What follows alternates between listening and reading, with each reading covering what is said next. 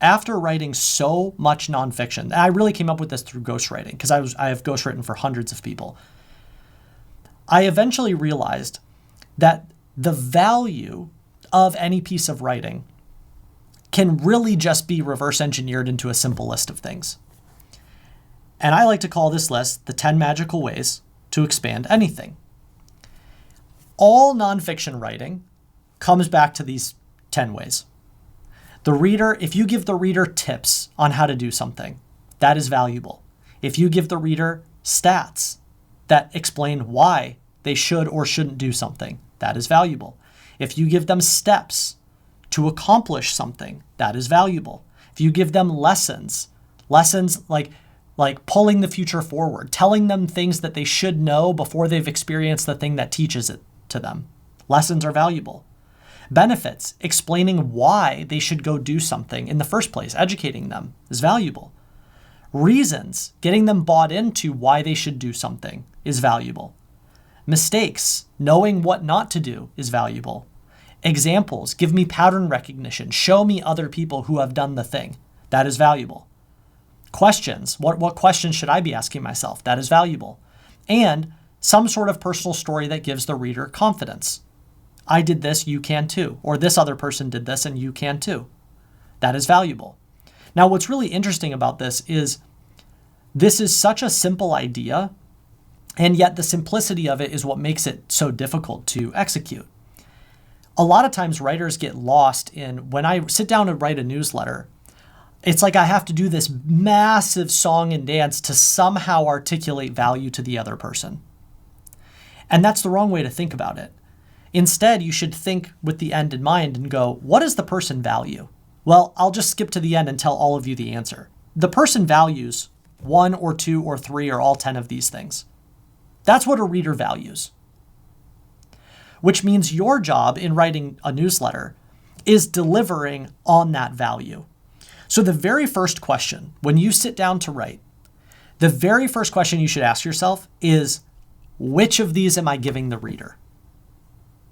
That is quite literally, if you were to summarize the value of reading your newsletter, that is the core decision. Before you get into the writing, before you start debating sentence structure, before you start picking different adjectives, before you decide whether the writing is good or bad, all of that comes second to this fundamental decision, which is literally, what am I giving the reader? And if you do not know literally the value of the newsletter, I am giving you tips, I am giving you steps, I am giving you mistakes. If you don't know that, if you don't have that decision, then how are you ever going to deliver on it? And that is fundamentally why you have so many newsletters that just read like these like meandering, long opinions with no, like, where are we going? I don't know. I'm just reading and I have no clue what I'm actually getting out of this. Because the writer didn't start from a place of, okay, I have clarity over what I'm giving the reader. All right. Now, here is where things get really interesting. If you pick one of these, if you pick 2 of them, if you pick 5 of them, ultimately this list is very interchangeable. And I'm going to show you how this works, because you can pick one and then use others to expand it, etc. Okay, so I'm going to walk through this. But if we understand, all right, so value is the exchange of one of these things on this list with the reader, right? Well, then there are levels to value. So let me use a really simple example. Let's take tips. Okay, I'm going to give the reader tips. Now, let's do this live. I always love doing this as an exercise. Drop in the chat, what is the topic that you're writing about? And the more specific you can be, the better, but give me some topics to play with. Okay, let's do this one. We're going to do this and the topic is how to raise high agency kids. Okay? So high agency kids being like, how do you raise kids that are independent, a lot of initiative, self-starters, right? Okay. Here is where there are levels, and this is the game. For if you are here and you go, I want to build a successful newsletter or I want to in some way use writing, let me introduce you to the game. This is the game. The game is, how do I speak with increased levels of specificity and instruction and objectivity? Okay, so let's start with a really bad example. Let's say we're writing a newsletter called How to Raise High Agency Kids. Okay, and before you start writing, you go, I've decided the core value of this one newsletter. I'm not saying you pick one of these and then you commit to it for 10 years. I'm saying every time you sit down to write one newsletter, you pick one of these, and that's what's in the spotlight. That is the primary value to the reader. So you go, I want to write about this topic, how to raise high agency kids, and the 10 magical ways, the one that I'm going to pick is tips. I want to give parents tips on how to do this, okay? Now here is a level 1, a very beginner writer. This is what they would do. They would go, the first tip is you gotta love your kids. And the second tip is you gotta push them. And the third tip is you gotta hold them accountable. Are those wrong? No. Those are tips. But drop in the chat, are they valuable to you? Are they helpful? Did anyone see me write those 3 and immediately go, oh my gosh, I want to raise high agency kids. I better pull out a pen and paper and write this down. Did anyone do that? No, you didn't. And the reason why you didn't is because A, you know everything I just told you, you already know. Like, I don't think anyone here needed to be told, you got to love your kids, right? I don't think anyone here needed to be told, you got to push your kids, okay? So the first biggest problem is I didn't tell you anything new. I didn't introduce you to anything that you don't already know or assume yourself. And the second problem is, if you look closely, these are bundled terms. Like, what does it actually mean to love your kids in such a way where you raise them to be high agency? What does it actually mean to push them? What does it actually mean to hold them accountable? These are bundled terms. So the 2 problems I see most often with people's writing is, 1, I didn't tell you anything you didn't already know. And second is, I didn't unbundle the language and tell you what you need to do. I might have told you something, but I didn't tell you what to do with it. Okay? Does everyone understand? Same page, quick pause. We all get that. We all see the issue, right? I have mentored and trained north of probably 15,000 writers at this point. I will tell you that 99% of the time, when I look at and evaluate someone else's writing, this is what I see. And that's okay, because everyone starts here. My job and my goal is to introduce all of you to, okay, becoming a proficient writer is not hard. It just requires you to understand what game you're actually playing. And so the game here is going, I need to do 2 things. 1, I need to tell the reader something they don't already know, or I need to unbundle the language and tell them what they need to do. Okay? Does this make sense? So your level of proficiency, I think oftentimes we confuse in the world of writing, we think that it's like you're either a terrible writer, or there's a massive ocean, or you're a genius. And that's not really what's happening. What's happening is you have varying levels of specificity, varying levels of objectivity. And so your proficiency as a writer is your ability to increase and be more specific and more objective and more actionable and more instructional to readers, especially in nonfiction. Okay, so let's push this a step further. Let's go, you know what, V2. Okay, this is V1. V2 is, how do we improve this? All right, well, we want more specific We want more specific tips, right? So specificity is like, honestly, a really great thing you can do is like just go back to the 10 magical ways. And even though you're giving tips, you want to think, all right, so what is it about the thing that I'm trying to tell the reader that would be helpful for them to know? And how do I, if I'm going to give them a tip, how do I make it as objective and measurable and easy to understand as possible? Okay. So instead of, and the way that I like doing, I think about this is if you start with something very broad, like you got to love your kids, this immediately becomes more resonant and more powerful if you think of a moment in which that happens. So let's do this together. Drop in the chat. If you're a parent, what is a moment, like a literal moment where you show your kids that you love them? Full attention at the dinner table. Great. How do we raise high agency kids?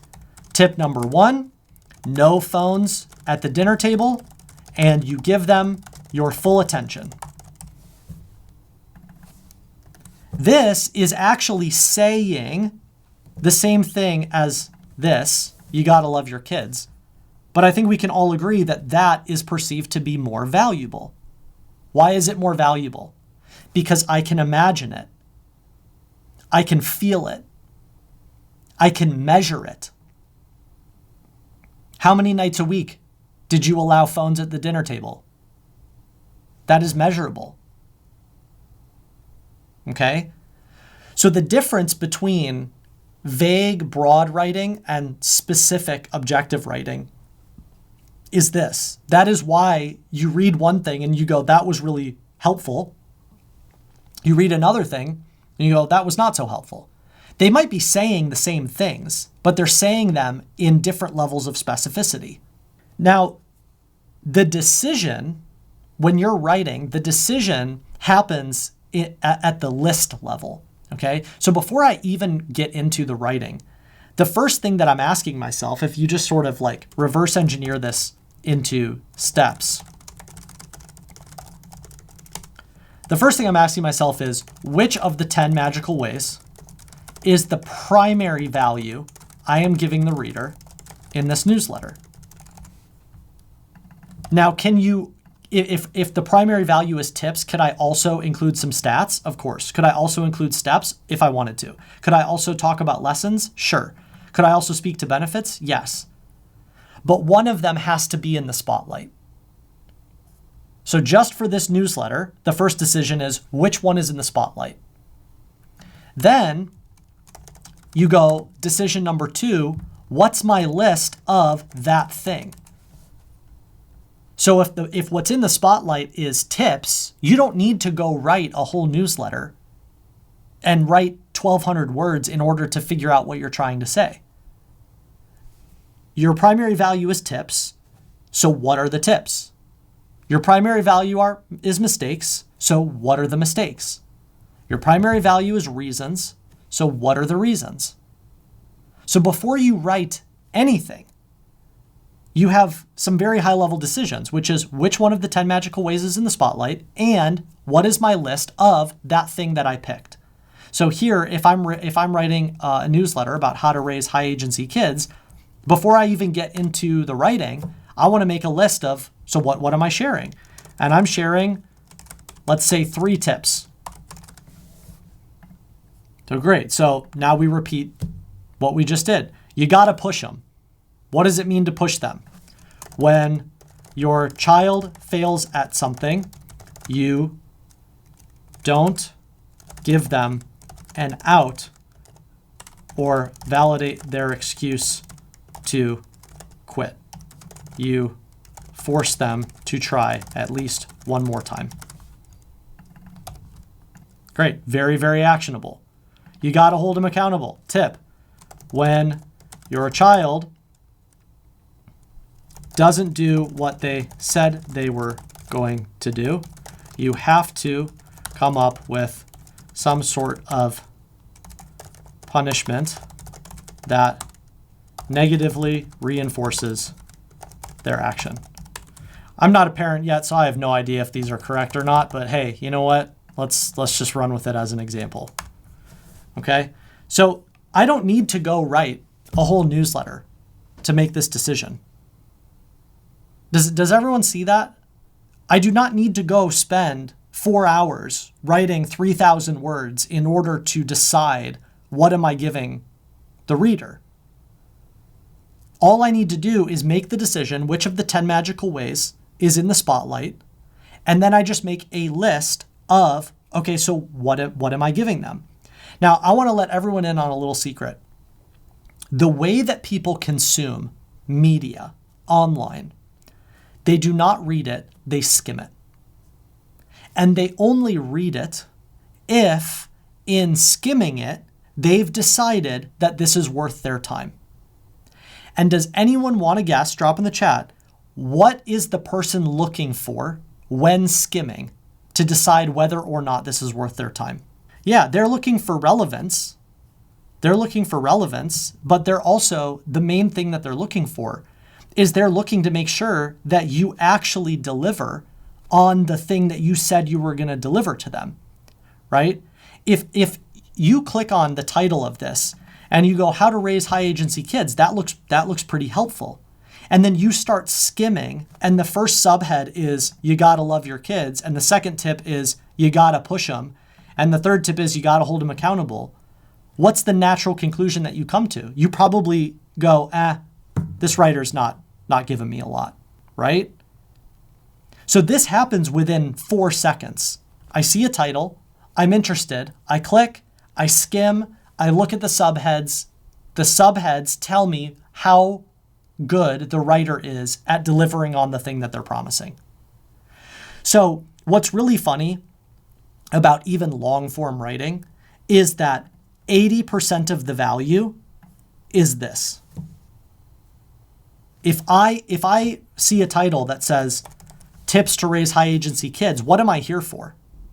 I'm here for the specificity of the tips. If I see mistakes parents make when trying to raise high agency kids, what am I here for? I'm here for the mistakes, right?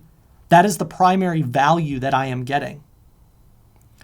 And so 80% of the value and 80% of the decision before you even start writing is here. It's what am I promising in the subject line, in the title, and how do I deliver on that in the writing? Real quick, if you want to write online but aren't sure where to start, click the link in the description of this video and check out startwritingonline.com. This is a free masterclass I put together sharing all of our most helpful frameworks for beginners, like proven hooks to capture your target reader's attention, where to write online to get the most distribution on your work, and little growth hacking tips to build your social audience and email list faster.